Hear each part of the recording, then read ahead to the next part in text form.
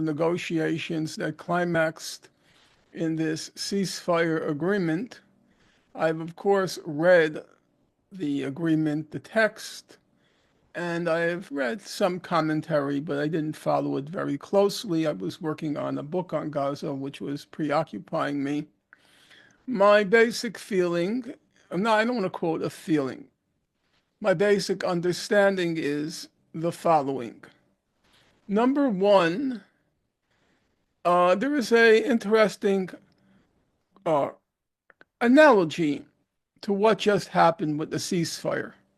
I suspect nobody among your viewers and listeners will know that on January 17th, that is today, January 17th, 2009, Operation Cast Lead ended.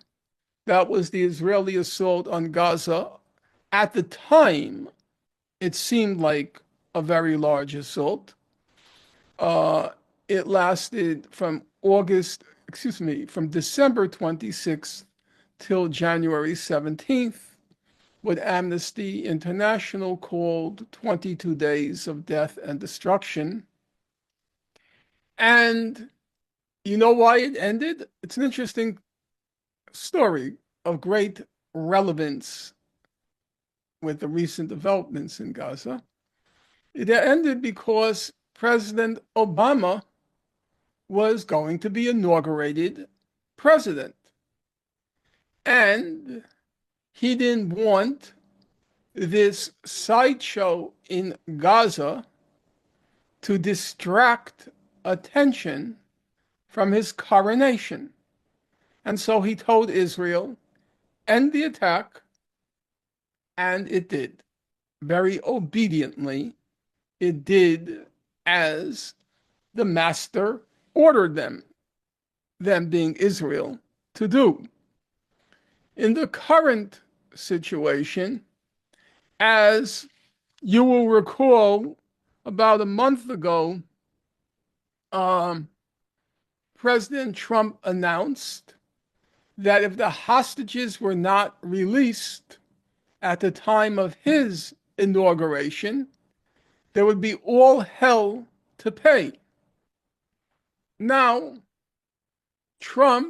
President Trump, he didn't want to begin his presidency by having to unleash a savage assault on Gaza. First of all, because the people of Gaza had already paid hell in the past 15 months. So there wasn't much more that he could do. And secondly, because he didn't want to begin his presidency on such a merciless, heartless note.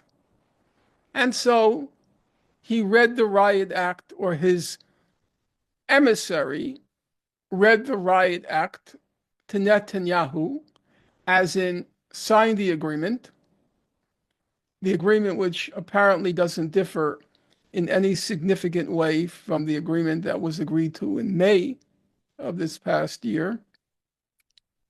And it ended. The lesson to be learned from there is when an American president says stop, it stops. All this talk about Americans having no power, that Netanyahu doesn't listen, and so on, it's just nonsense. Now, having said that, as you know, there are two components to the ceasefire. One is the mutual hostage exchange, the thousands of hostages that are being held by Israel versus the 100 or less hostages currently being held by Hamas. There is the hostage exchange, but there is also a second aspect. That is the promise of admitting humanitarian aid on a high level, they say 600 trucks per day, allowing for the reconstruction of Gaza and all the rest. For those who don't know the history, lifting the blockade of Gaza, allowing for the reconstruction of Gaza and all the rest, it was promised after Operation Cast Lead. It was promised after Israel assaulted the humanitarian flotilla, the Mavi Marmara. It was promised after Operation Pillar of Defense in 2012. It was promised after Operation Protective Edge in 2014, and nothing came of it.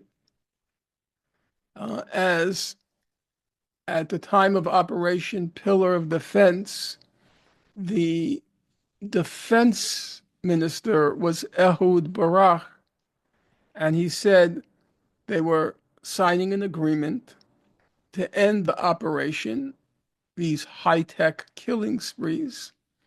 They were signing an agreement, and it included a ceasefire plus the lifting or the easing of the blockade. And at the time,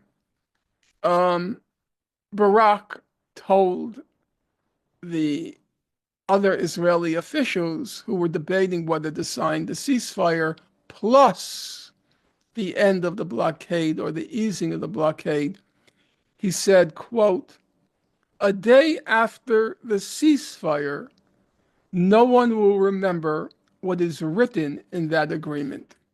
I think that's absolutely correct. I think after the ceasefire and the exchange, the mutual exchange of hostages between Israel and Hamas, all the promises about admitting humanitarian aid and allowing for the reconstruction in Gaza, all of that will vanish like snow in the spring sunshine. It won't happen.